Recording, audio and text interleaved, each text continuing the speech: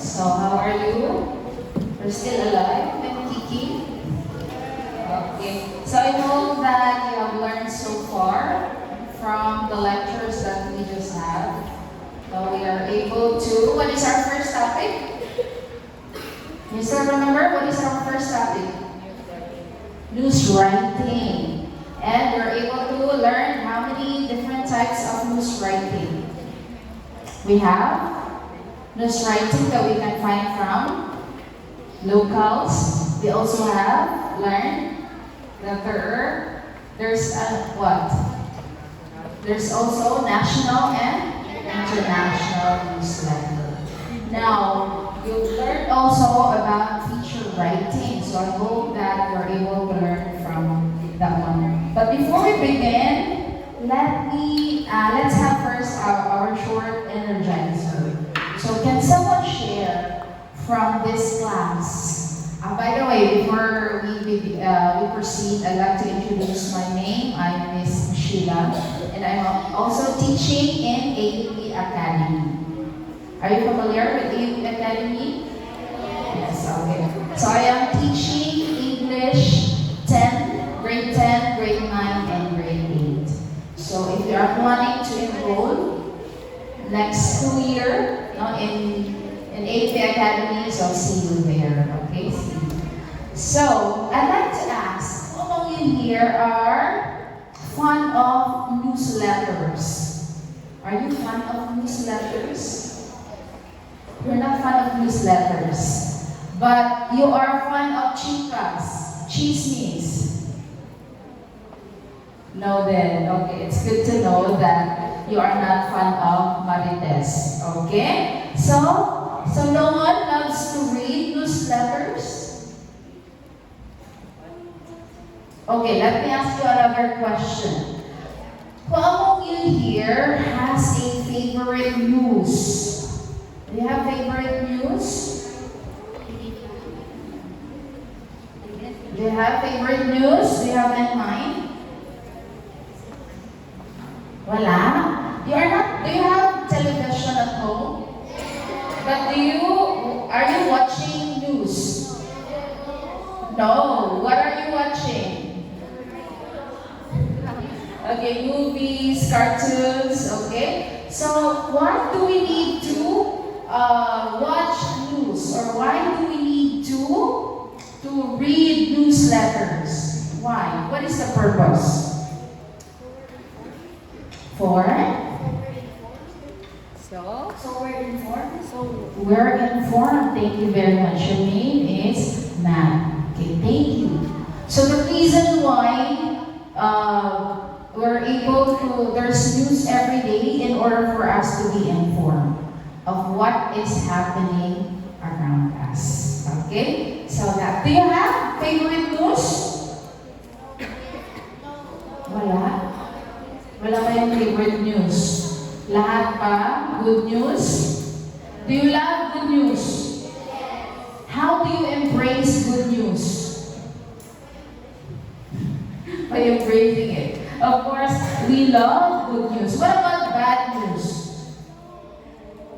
Do you also embrace bad news like what you did if you're able to receive good news? Yes? Okay. So this morning, we will be learning about editorial writing. What comes to your mind when you hear the word editorial writing? Anong nasa isip niyo? Okay. What's your name? Wendell. I think it's editing. It's editing. Okay, thank you very much. So, according to Wendell, what comes in his mind when he hears the word editorial, it talks about editing. Okay, it talks about editing. Now, this morning, let's delve into what is editorial writing. So it says here, editorial is a piece of writing that expresses an opinion on a specific topic. It's a way for writers to share their thoughts and persuade others to see things from their point of view. In the classroom, were you allowed to share your opinions? Are you brave enough to share your opinions? Yes, wow. It's nice, no? It's good to hear that you are brave enough to share your opinions. What about others? Can you raise your hand if you're brave enough to share your opinions? Raise your hand. Higher. Oh, only a few. What about half of this class? Half of our audience. Are you not brave enough? Okay? So I hope there's nothing wrong, no? Walang masama if you're going to share your opinions. Okay? It's part of learning. And it says here, the editorial page of a newspaper is the voice. Is the voice of the editorial staff and the readers. So basically, pag sinabi na, oh, you're assigned to write an editorial, it means that you're allowed to share your opinion. And pag sinabi mong persuade, what does it mean? What does it mean? Persuade. You have to do something para ano? You have to make sure that they would believe on your stand. Kasi you are sharing your opinion. You have to make sure na maniniwala ang inyong reader sa inyong opinion, sa inyong point of view. So that is the purpose. And this is the voice. Since this is the voice, then you have to do your best para ma-express mo ang iyong opinion. Okay, and these are the following objectives of editorial writing. To explain and interpret the news, to put it on its proper perspective, to analyze it, to draw conclusions from the analysis, and to persuade the readers to follow a course of action that the newspaper believes is for the public good regardless of party interest involved. So since this is your opinion, you have to do something. By the way, who would like to be a writer here in the future? Who loves to write? Are you fond of writing? Wow. So I can see here a future writers, future author of HAS. Okay? And I hope that when you're going to be a writer in the future, you have to make sure that you produce a good one. Okay? Produce a good one. Now, there are elements of editorial writing. Not only for editorial writing, but also it is applicable not only in editorial, but in all journalistic writing.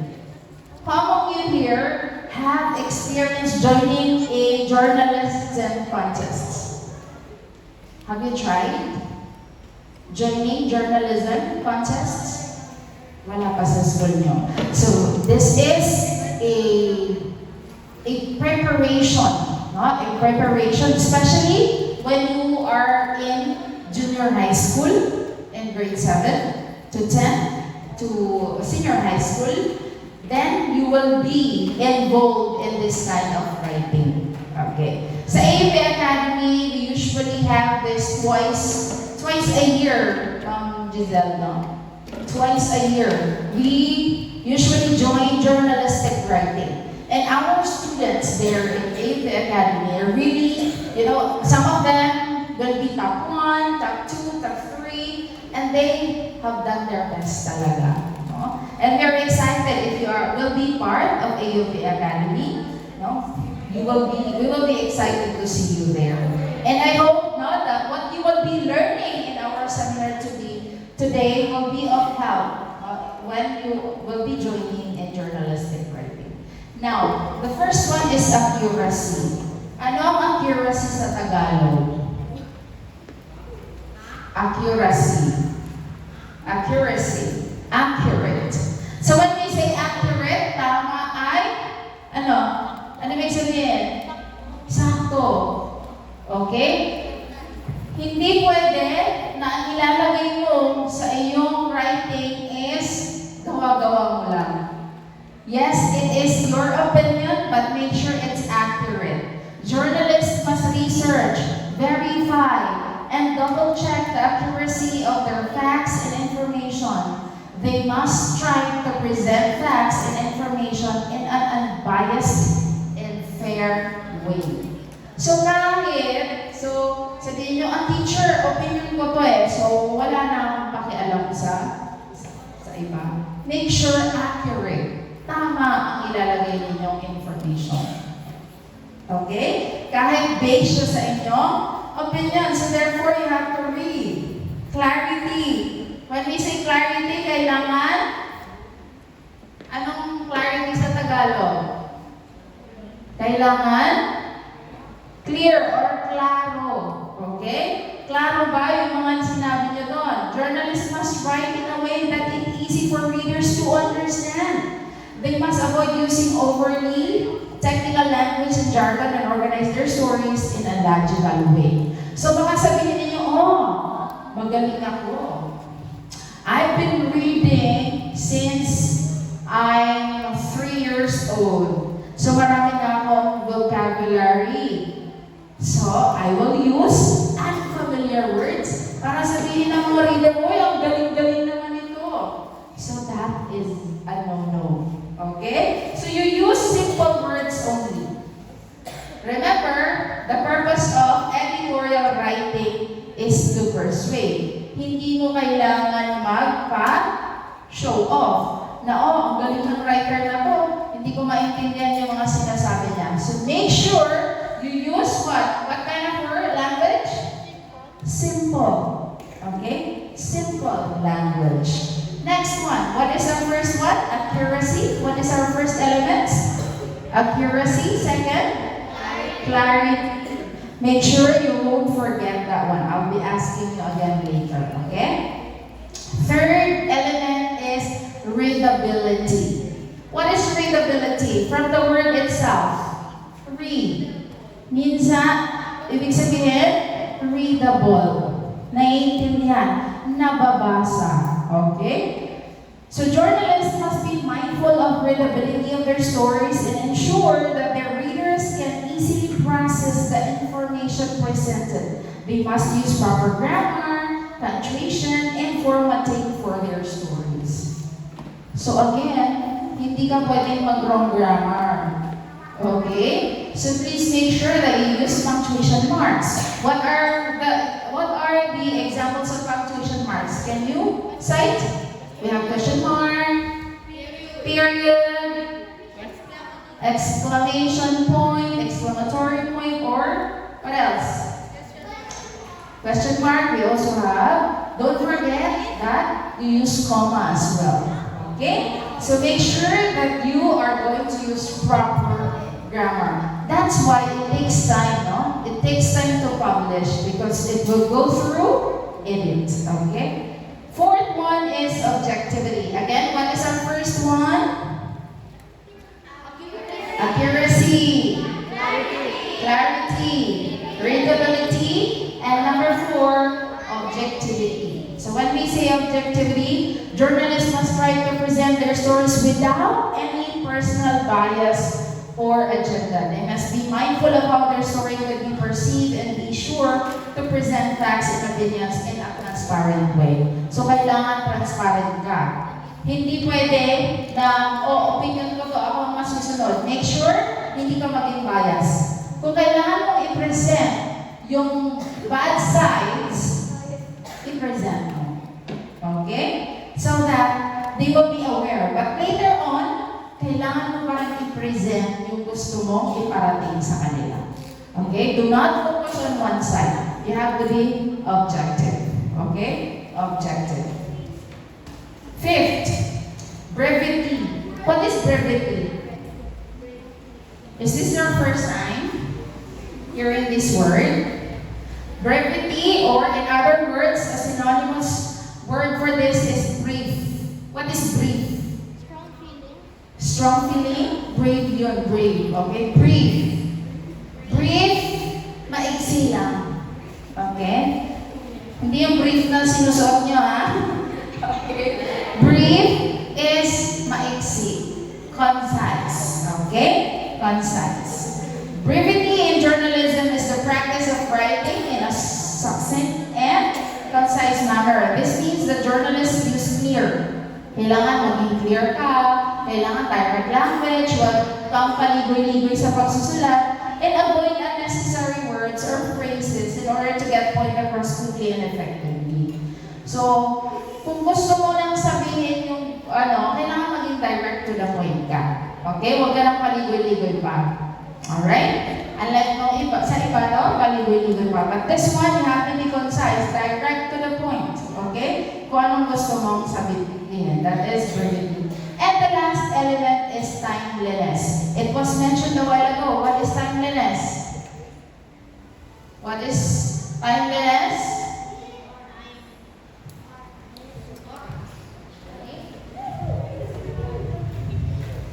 Zane? Recent news. Alright, very good. Recent news. Bakit kailangan recent news? Bakit kailangan? Bakit kailangan recent news? Sabi ni Jamie, timeliness is, it talks about recent. Bakit kailangan recent? Para? Interesting. Yes. Kasi pag matagal na yung news nyo, nakaraang taon pa, hindi na yun interesado. But if you're going to use news na ngayon lang nangyari, o kahapon lang nangyari, interesting pa din siya. Okay? Your readers will really read your news. Okay? Timeliness in journalism is the practice of providing news and information to the public in a timely manner. This includes providing news that is up-to-date, accurate, and relevant to current events. So lahat ng yun, dapat timeliness. Again, what are the 6 elements? Accuracy, clarity, readability, objectivity, brevity, timeliness. Okay, we have 6 elements. And please make sure that you remember those in writing, in journalistic writing. Now, let's proceed to the types of editorial. There are actually many types of editorial. We have persuasive, informative, and interpretive. But this morning, we are just going to focus on one. No? Mag-focus lang tayo sa isa. Kasi, if you're going to focus on this, if you're going to discuss on this 3, it will take time. No? So, focus lang tayo sa isa. Persuasive. Okay? Persuasive. Now, again, what is the 3 types of editorial? Persuasive, informative, and interpretive. But we will focus on the first one only, persuasive. Now, these are the guides and persuasive writing guide. What is persuasive again? What is persuasive? Sabi ko kanina, ang editorial, it talks about your opinion, writing your opinion, and the purpose of that is to persuade your reader. Ano yung persuasive? How would you define persuasive? Ano? You persuade. Pag sinabi, you have to persuade your classmates. You have to persuade your mom and dad na bigyan ka ng malaking baon. Pilitin?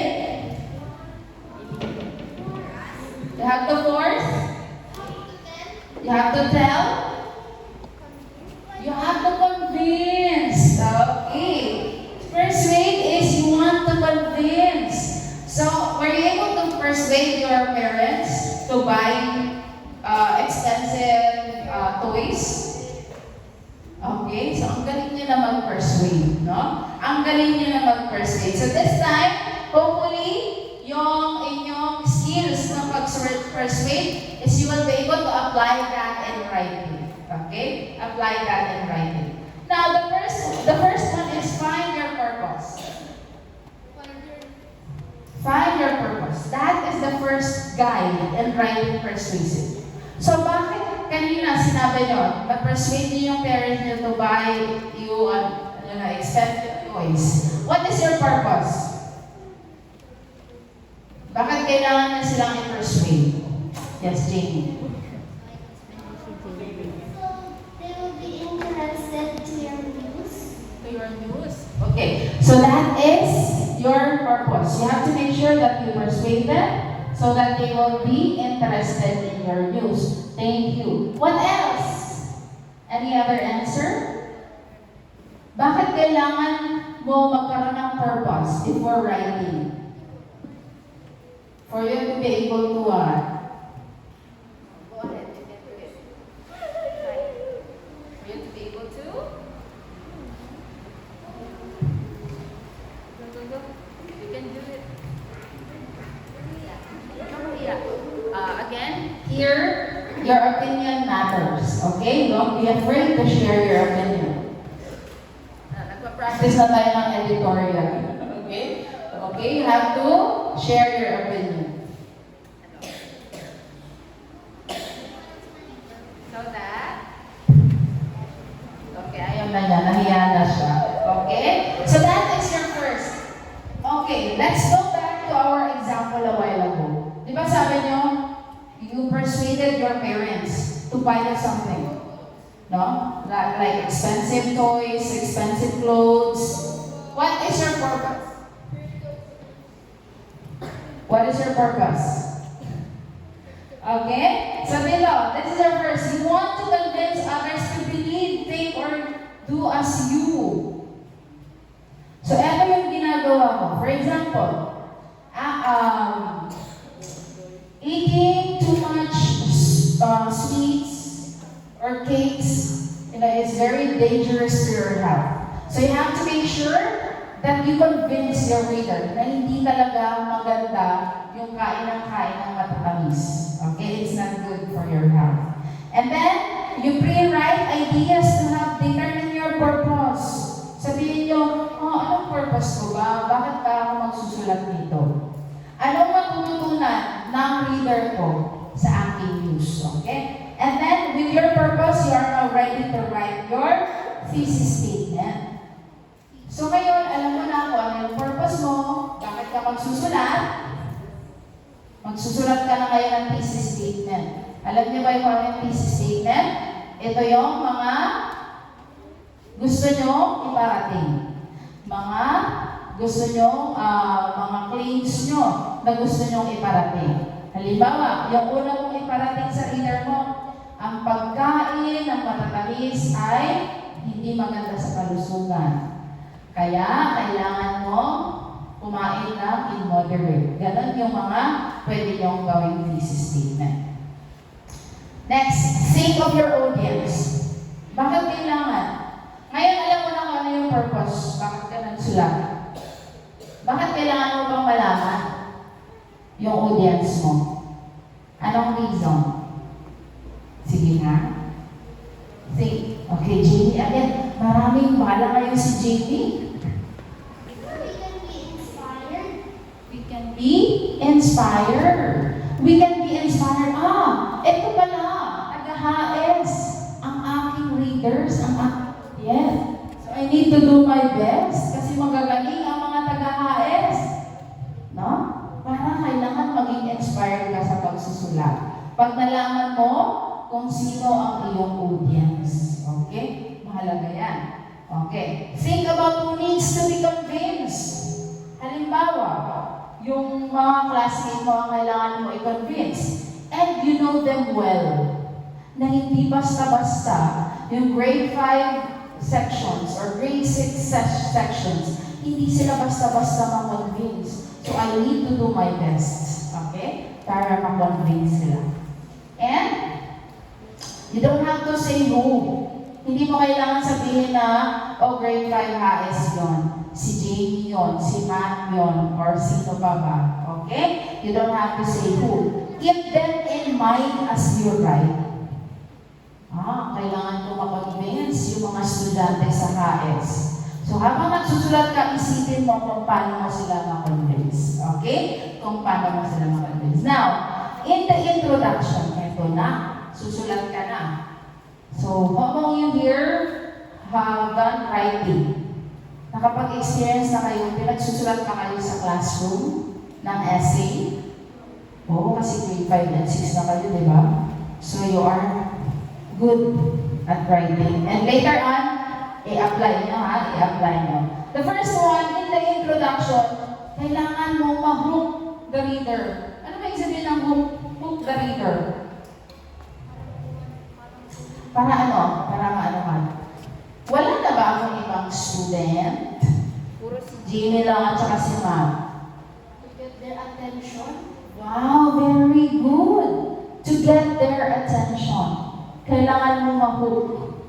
Diba? Pag nag-fishing, sino sa inyo dito nag-fishing? Kailangan mo ng hook, diba? Para makatch yung fish. Same also in writing. Kailangan nyo ma-hook yung reader to catch the attention of your reader. You start with a hook statement or question that captures the reader's attention. Kasi, pag nag-start ka na sa hook, sasabihin ng reader mo, "Wow, this is interesting. I want to read more." So, babasahin niya na siya until conclusion. But if you're going to see a news, siguro, kaya hindi kayo fan ng news, kasi hindi kayo na-hook. No? Hindi kayo na-hook. But if you're going to start your news, your writing with a hook, then, sabi, wow, this is interesting. I want to read more. Until natapos mo na yung isang editorial. Alright? So that one, it captures. It captures. The hook needs to paint a picture or tell a story before you introduce your thesis statement. So kailangan, it can be an interesting facts about your topic. Para, wow, interesado akong basahin ko. Bago mo introduce yung iyong thesis statement. Again, yung thesis statement, ito yung layunin mo. Okay? Kung anong gusto mong iparating. Next one, it must relate to the topic you are discussing. Hindi basta, for example, nagdi-discuss ka, gusto mong i-persuade na magkaroon ng longer recess. How many minutes yung recess mo? 15. And then you want to persuade your school principals, your teachers na magkaroon ng longer break, like 30 minutes. Ganon. So you have to make sure, kailangan ma-hook sila. Why? There's a need to extend yung break ng 30 minutes. Okay? So you have to do something para ma-hook sila. Okay? What is, again, ano nga yung first part sa introduction? Merong? Ano yun? Sa introduction, kailangan, you have to start your intro with, ano tawag doon? That to grab, to catch the attention of your reader. What do you call that? That is hook. Again, remember that. Hook. Okay? You begin your writing with a hook. For example, ito. This is an editorial writing about school uniform. And alam naman natin, no, that in United States, they are not into wearing school uniform. Diba sa mga movies, we're able to witness na sa US, hindi sila nag-school uniform. But are you in favor of wearing school uniform? Mas gusto nyo ba mag-wear ng school uniform? Or hindi? Okay, it's good, right? So dito, eto na yung ating sample book. Do you hate having to figure out what you wear each day to school? Eto na, it's a question. Well, for many American students, the nightmare is real. So for them, we all know na sa US, when they go to school, hindi sila naka-freestyle lang. They can wear whatever they want. But in here in the Philippines, kailangan ng school uniform. Kaya sabi dito, it's a hook already. Do you hate having to figure out what to wear each day to school? And it's a nightmare. No? Nightmare sa American. So this is the example of hook. Bakit kaya nightmare? So I want to read more. Diba? I want to read more. So this one, it catches the attention already. Next, thesis statement. Ito na. A short and easy is the read sentence that states your opinion and what should be done. The rest of the essay will support this statement. So ano dapat? So ito na yung mga layunin mo. Kung ano gusto mong iparating. Okay? So yun yung hook natin ha. That they are having a problem, what to wear every day, and it's a nightmare for American students. So ito na example ng thesis statement. Students in American public school should be required to wear school uniforms. So yan na. Yan yung gusto niya iparating.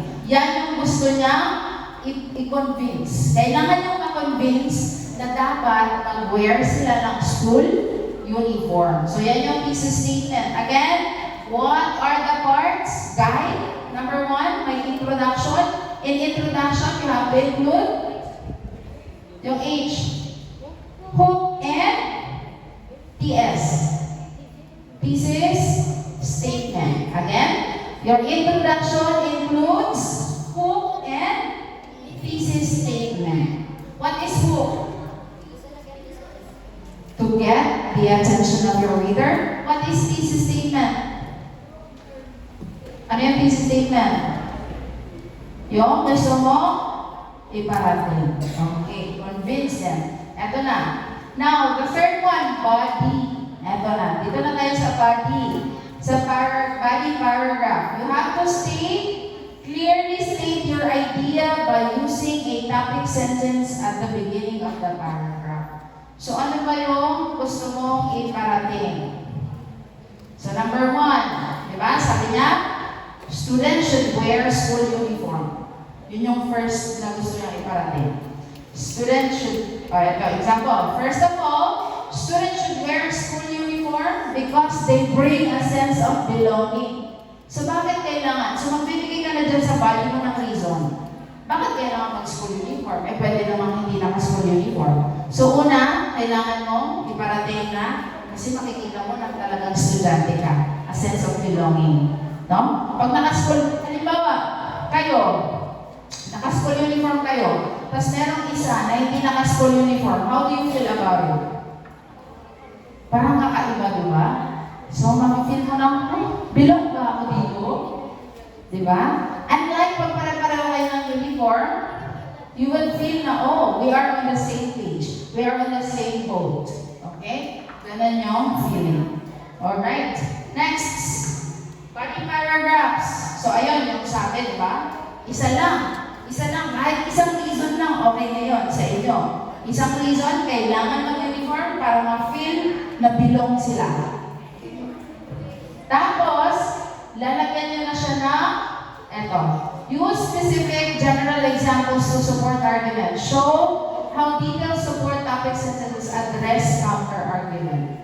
So ito, kailangan nyo ba rin mag-research? Sino sa inyo nag-research? Nag-research kayo? Hindi ka nag-research. Okay.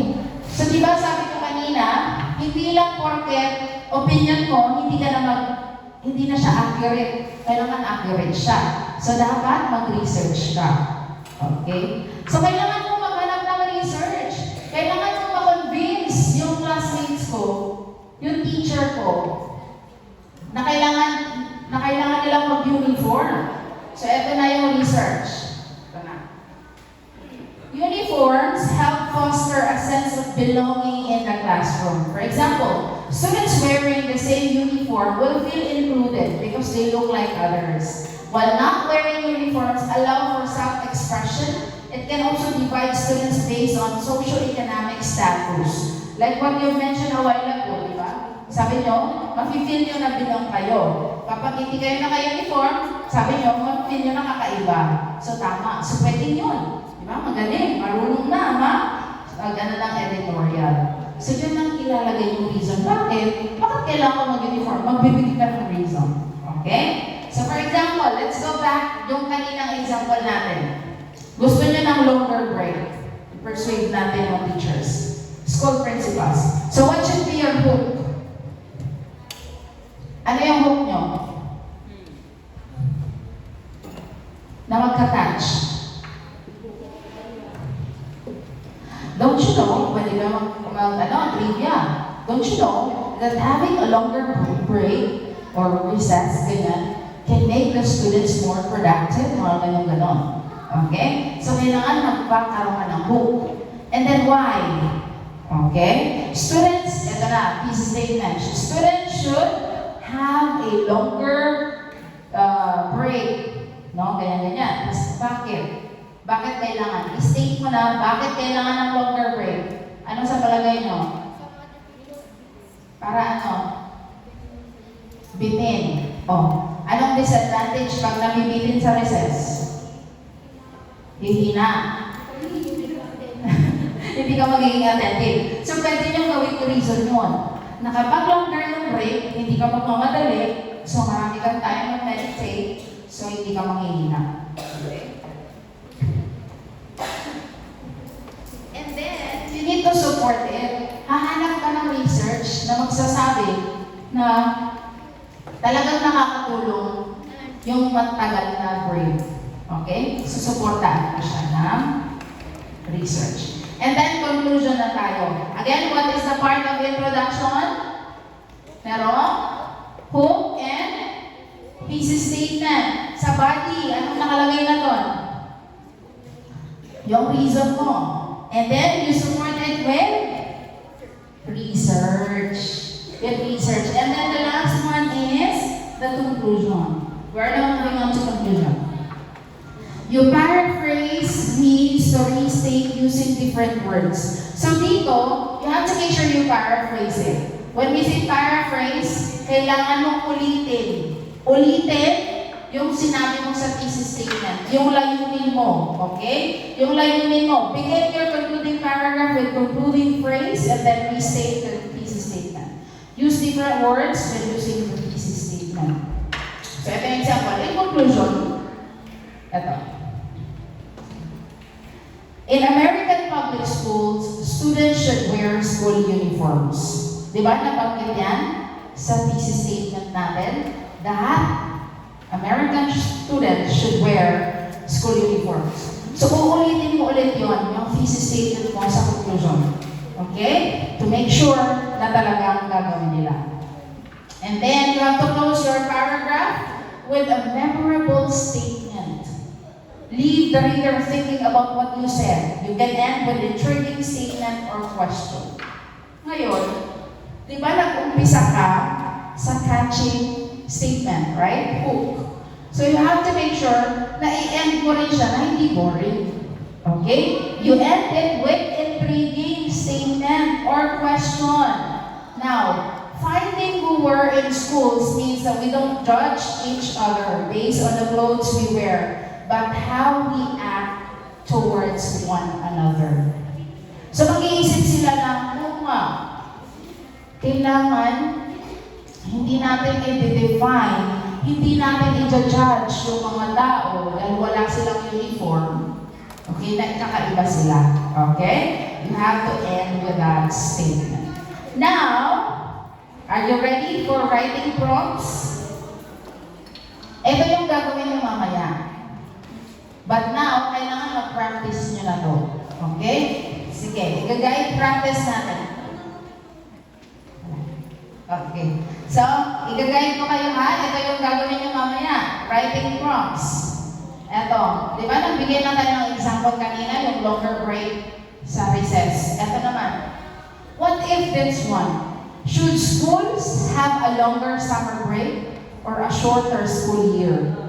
Ilang months na tayo sa school? Ilang months? 8 kayo? 10 months, di ba? 10 months tayo sa school, and then 2 months tayo vacation.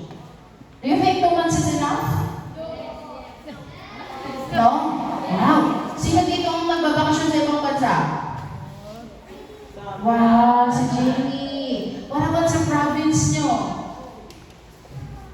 Do you think 2 months is enough? Yes. What about others? Is 2 months enough? Hindi. Kulang. Kulang. Kasi mas marami kayong time sa school, 10 months. Tapos yung bakasyon nyo, 2 months lang. So let's first read. Okay, eto. First read natin. Should schools have a longer summer break or a shorter school year?